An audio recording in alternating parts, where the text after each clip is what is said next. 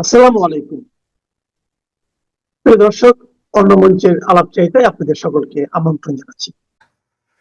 আপনারা হয়তো ইতিমধ্যে এই খবরটি পেয়েছেন যে বাংলাদেশ থেকে বাংলাদেশের ঢাকার হাই কমিশন এবং অন্যান্য যে জায়গাতে যে সমস্ত ডেপুটি হাই কমিশন আছে সেখানকার কর্মীদের পরিবার পরিজনকে ভারতে চলে আসার নির্দেশ দেওয়া হয়েছে।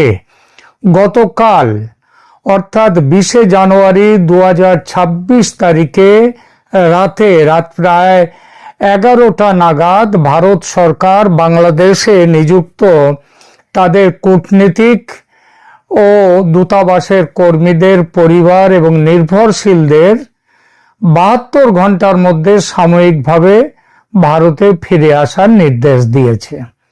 একটু আগে জানতে পারলাম ভারত ইতিমধ্যেই বিশেষ বিমান পাঠিয়ে এই যে ইভাকুয়েশন অর্থাৎ তাদেরকে নিয়ে চলে আসা সেই ব্যবস্থাটাও করেছে। বলা বাহুল্য এটা চমকে দেওয়ার মতো খবর, কারণ 1971-এর পর থেকে আজ পর্যন্ত এই দীর্ঘ 55 বছরে এমন ঘটনা ঘটেনি। নানা সময়ে কিন্তু ঘটনা যে সব সময় ভারত বাংলাদেশের বন্ধুত্বের পক্ষে ছিল তা নয়। এমনকি শেখ হাসিনার আমলেও প্রায় 25 জন যে ভারতীয় বিএসএফ এর তাদেরকে ধরে নিয়ে গিয়ে তাদের মেরে ফেলে তাদের যে সেইগুলোকে তারা বাংলাদেশ বর্ডার গার্ডস তারা এইগুলো করেছে। তো তখনও কিন্তু এই ধরনের ঘটনা হয়নি। এমনকি যে পাকিস্তানের সঙ্গে ভারতের বেশ কয়েকটি যুদ্ধ হয়ে গেছে ইতিমধ্যে, এমনকি অপারেশন সিন্দুর চলাকালীন ভারত কিন্তু নো ফ্যামিলি স্ট্যাটাস বা পরিবারের কেউ পাকিস্তানের দূতাবাসে থাকতে পারবে না এমন নির্দেশ কিন্তু জারি করেনি।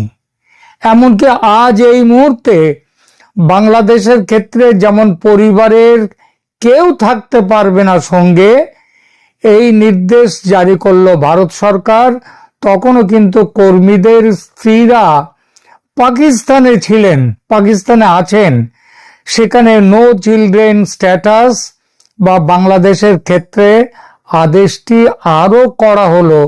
পাকিস্তানে আছে নো চিলড্রেন স্ট্যাটাস, অর্থাৎ সেখানে স্ত্রী স্বামীর সাথে থাকতে পারবে, কিন্তু বাংলাদেশের ক্ষেত্রে আদেশটা আরো করা হলো নো ফ্যামিলি স্ট্যাটাস, ফ্যামিলির কেউ থাকতে পারবে না।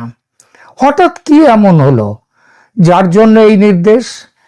বাংলাদেশ এবং ভারতের সর্বত্র এই এক আলোচনা, হয়তো বাংলাদেশে আলোচনাটা বেশি আর ভারতের পশ্চিমবঙ্গেও এই বিষয়টা নিয়ে আলোচনা চলছে। কেন এমন ব্যবস্থা নিল ভারত? বাংলাদেশ থেকে আজ সকালে কয়েকটি ফোন এলো উদ্বিগ্ন জিজ্ঞাসা সবার, ভারত কি আক্রমণ করবে বাংলাদেশ? তাই কি আগে থেকে এই সতর্কতা? এমন খবরও পেয়েছি ভারত তাদের দূতাবাসের কর্মী সংখ্যাও ব্যাপকভাবে সংকুচিত করতে চলেছে কয়েকদিনের মধ্যে। তার নির্দেশও শিগগির চলে যাবে। আবার প্রশ্ন, কেন এমনটা করছে ভারত? এই প্রশ্নের উত্তর খুঁজতে যাওয়ার আগে একটু পেছন পানে তাকানো যাক। অতীতেও বিশেষ কিছু জরুরি বা অস্থিতিশীল পরিস্থিতিতে ভারত সরকার বিভিন্ন দেশ থেকে তাদের দূতাবাসের কর্মীদের পরিবার এবং নির্ভরশীলদের সরিয়ে নিয়ে এসেছে। তবে বাংলাদেশের ক্ষেত্রে এই ধরনের পদক্ষেপ সাম্প্রতিক ইতিহাসে অত্যন্ত বিরল, যা এই ঘটনাকে বিশেষ তাৎপর্যপূর্ণ করে তুলেছে। বাংলাদেশের প্রেক্ষাপট দিয়ে শুরু করি। 1971 সাল, স্বাধীনতা যুদ্ধের সময়, অর্থাৎ 1971 সালে তৎকালীন পূর্ব পাকিস্তানে অবস্থার অবনতি হলে ভারতীয় কূটনীতিক এবং তাদের পরিবার এক চরম সংকটে পড়েছিলেন। তখন ঢাকা ও কলকাতার মধ্যে কূটনীতিক ও তাদের পরিবারদের বিনিময় করা হয়েছিল আন্তর্জাতিক মধ্যস্থতায়। স্বাধীনতার পর থেকে 2026 সালের এই নির্দেশটি সম্ভবত সবচেয়ে বড় আকারের সরিয়ে নেয়ার ঘটনা। দ্বিতীয়, একটু পাকিস্তানের প্রসঙ্গে যাই। বাংলাদেশ এলে পাকিস্তানও আসছে, কারণ বাংলাদেশ যেমন আমাদের প্রতিবেশী, পাকিস্তানও তাই। 2001 সালের সংসদ ভবন হামলার পর, সংসদে যে জঙ্গি হামলা হয়, তারপর ভারত পাকিস্তান সম্পর্ক তলানিতে চলে যায়। তখন ভারত পাকিস্তান থেকে তার হাই কমিশনারকে প্রত্যাহার করে এবং দূতাবাসে কর্মীদের পরিবারদের দেশে ফিরিয়ে আনে। এরপর 2016 সাল উরি হামলা, নাশকতাবাদী হামলা।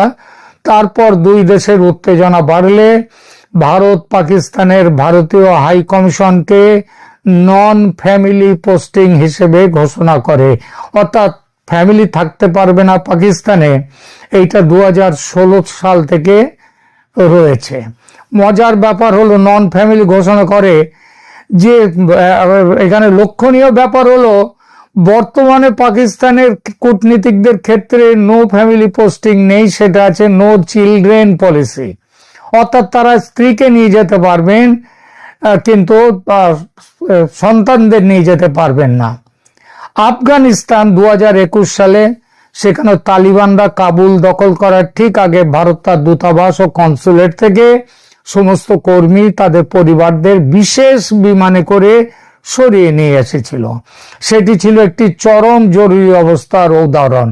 ইউক্রেন যুদ্ধ 2022 সালের ফেব্রুয়ারিতে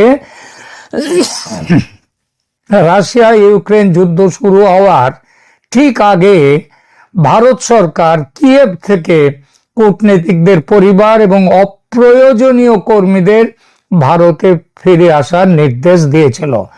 অন্যান্য দেশ যেমন ইরাক, লিবিয়া, ইয়েমেন, যখনই এই সমস্ত দেশে গৃহযুদ্ধ বা চরম বিশৃঙ্খলা দেখা গেছে, ভারত সরকার তার কর্মীদের পরিবারদের সরিয়ে নিয়েছে।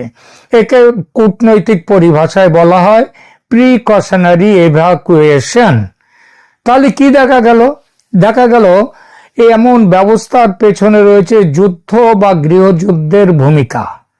শুধু যে যুদ্ধ বাধার আগেই এটা হচ্ছে তা নয়, গৃহযুদ্ধের বাধার আগেও গৃহযুদ্ধের পরিস্থিতিতেও কর্মী ও তার পরিবারদের সরিয়ে নিয়ে এসেছে ভারত বারবার।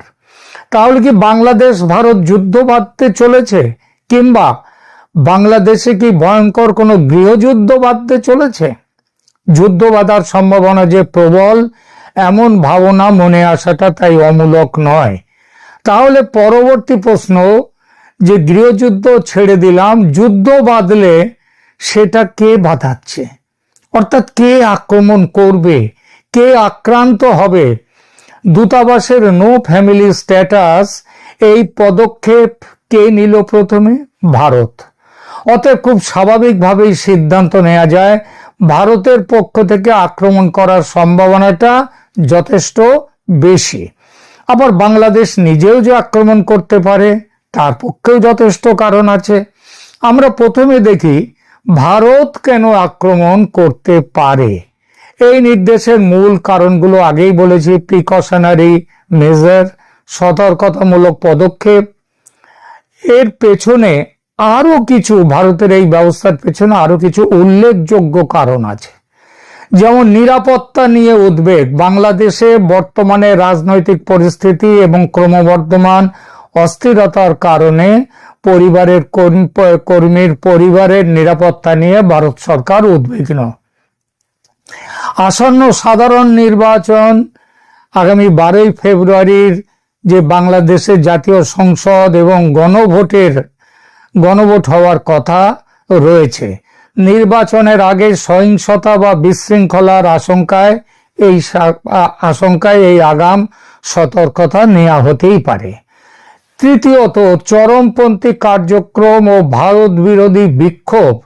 সাম্প্রতিক সময়ে বাংলাদেশে কিছু চরমপন্থী গোষ্ঠীর তৎপরতা বৃদ্ধি এবং গত ডিসেম্বর মাসে ওই শরীফ ওসমান হাদি হত্যাকাণ্ডের পর সৃষ্ট ভারত বিরোধী বিক্ষোভ এই সিদ্ধান্ত নিতে প্রভাব ফেলেছে।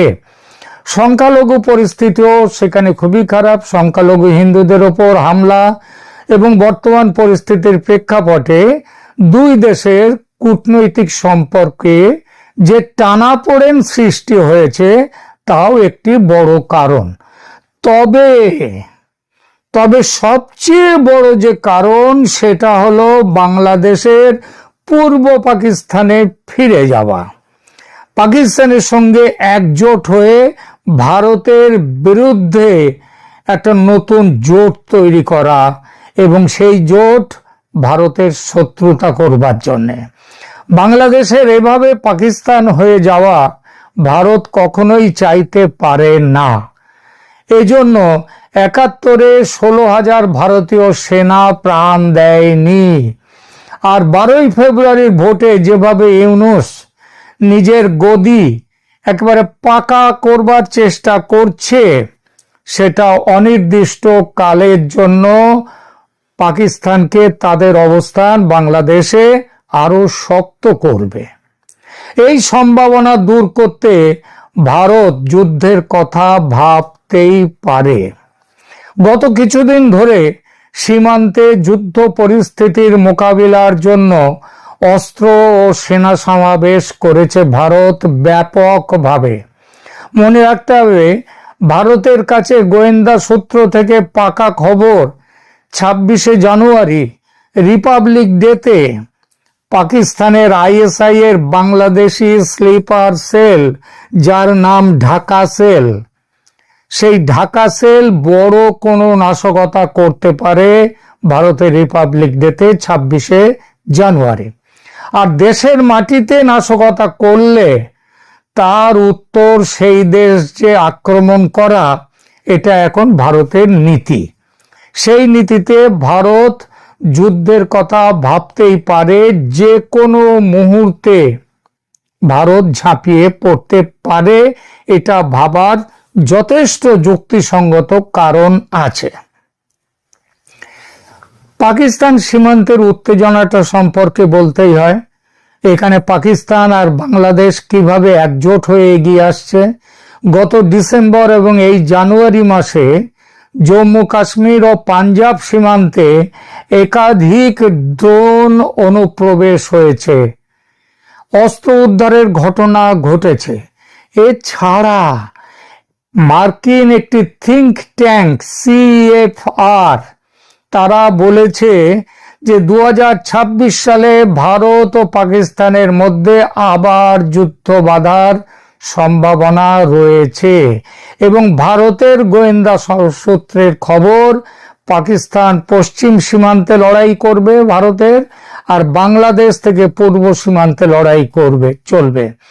বাংলাদেশের সঙ্গে সম্পর্কের টানাপোড়েন এখন অত্যন্ত শীতল পর্যায়ের মধ্য দিয়ে যাচ্ছে।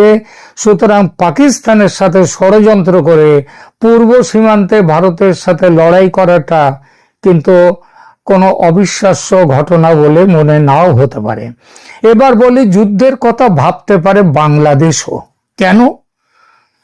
প্রথমত, যুদ্ধ বাদিয়ে দিতে পারলে নির্বাচন করার দরকার হবে না। সেটা হলে ইউনূস সরকার থাকতে পারবেন ক্ষমতায় অনির্দিষ্টকালের জন্য। সুতরাং হয়ে যাক যুদ্ধ। প্রশ্ন উঠতে পারে, ভারতের সঙ্গে যুদ্ধের বাসনা কি বাংলাদেশের জন্য আত্মহত্যা নয়? ইউনূসকে সাহস দিয়েছে পাকিস্তান। খবর পেয়েছি পাকিস্তান সেই ৭১-এর মতো স্ট্র্যাটেজি নিয়েছে। পশ্চিম সীমান্তে তারা করবে যুদ্ধ, পূর্ব সীমান্তে যুদ্ধের দায়িত্ব বাংলাদেশের ওপর। আর তাদের সাহায্যে কে থাকবে? পেছন থেকে চীন নাকি সমস্ত রকমের সাহায্য, পরোক্ষ সাহায্য, সেগুলো প্রতিশ্রুতি দিয়েছে। আর গত কিছু মাস ধরে পাকিস্তান থেকে তো জাহাজে করে চট্টগ্রাম বন্দর হয়ে প্রচুর অস্ত্র বাংলাদেশে এসছে। বাংলাদেশিরা বলছে তাদের কাছে নাকি পারমাণবিক বোমাও এসছে। তো পারমাণবিক বোমা তো ওই বাংলা পেটো ছোড়ার মতো ছুরি দিয়ে মারা যায় না, তার একটা পদ্ধতি আছে। সুতরাং সে কথাটা আমরা মানছি না, তবে যুদ্ধ করার মতো অস্ত্র শস্ত্র তারা নিয়ে এসছে। দ্বিতীয়ত, বাংলাদেশ নিজেই কেন যুদ্ধের পথে এগোতে পারে? কারণ বিনাশকালে বিপরীত বুদ্ধি কিংবা নিয়তিকে কেউ পাল্টাতে পারে না। আর তার জন্যেই মোহাম্মদ ইউনূসের ভারতের সঙ্গে পাঞ্জা লড়ার এই চেষ্টা। তিনি ভেবেছেন যুদ্ধে তিনি জিততেই পারেন পাকিস্তানের সাহায্যে, চীন ও তুর্কির সাহায্যে। আসলে পতঙ্গ জানে মৃত্যু অনিবার্য, তবু আগুনের দিকে ছুটে যায়, তেমনই ব্যাপার। এবার দুটো কথা, যুদ্ধ কে বাঁধালো তার সঙ্গে গুরুত্বপূর্ণ প্রশ্ন, যুদ্ধ কি সর্বাত্মক হবে নাকি সার্জিক্যাল স্ট্রাইক হবে? সার্জিক্যাল স্ট্রাইক হলে হাই কমিশন, ডেপুটি হাই কমিশনে নো ফ্যামিলি স্ট্যাটাস ঘোষণা করত না ভারত। পাকিস্তানে করেছিল উরি হামলার পরে, উরি হামলার আগে নয়। সুতরাং যাকে বলে পূর্ণ মাত্রায় যুদ্ধ সেটাই হবে যদি যুদ্ধ হয়। আর এর পেছনে অন্য একটা বড় কারণ আছে, যার কথা আমি আমার পূর্ববর্তী বহু ভিডিওতে একাধিকবার বলেছি। সেটা হলো বাংলাদেশের মানচিত্র পাল্টে দেয়া, রংপুর ও চট্টগ্রামকে বাংলাদেশ থেকে বিচ্ছিন্ন করে স্ট্র্যাটেজিক্যাল কারণে ভারতের মানচিত্রে জুড়ে নেয়া। রংপুর জুড়ে দিলে ভারতের chicken neck problem solved, Chittagong জুড়ে দিলে ভারতের 6 রাজ্যের একেবারে সোজাসুজি সমুদ্রে যাওয়াটা ঠিক হয়ে যাবে, সমুদ্রে যাওয়ার পথ মিলবে। বাংলাদেশ তখন স্থল বেষ্টিত একটি দেশ হবে। সীমাবদ্ধ থাকবে কোথায়? রংপুর আর চট্টগ্রাম গেলে ঢাকা ও তার আশপাশের কিছু ওই যে অঞ্চলটা তার মধ্যে। এবং শুনেছি এমন কথাও যে ইউনূস নাকি সেইটাই চাইছেন। এটা হলে ইউনূসের কি সুবিধা হবে? সুবিধা হবে বাংলাদেশের, যেটুকু বাংলাদেশ তখন থাকবে সেই বাংলাদেশের মানুষের মনে তীব্র ভারত বিরোধিতাটা পুরোপুরি গেঁথে দেয়া যাবে। আর দ্বিতীয়ত, ভারত বিরোধিতা পুরোপুরি এসে গেলে ইউনূসের নিজের আসন সেটা পুরোপুরি বড় থাকবে, ভালো থাকবে। সুতরাং বাংলাদেশ উচ্ছন্নে যাক, ঢাকা তার আশপাশের কিছু জায়গা নিয়ে যে বাংলাদেশ থাকবে তখন সেই দেশে ইউনূস রাজার মতো থাকবেন। যাই হোক, পরিস্থিতি যে স্বাভাবিক নয় সেটা স্পষ্ট। দেখা যাক শেষ পর্যন্ত কি হয়। কিন্তু একটা জিনিস সারা পৃথিবী জুড়ে কিন্তু এই ঘটনাটি আঁচ ফেলেছে যে কি হতে চলেছে বাংলাদেশে। এখনকার মতো এখানেই রাখছি। ধন্যবাদ।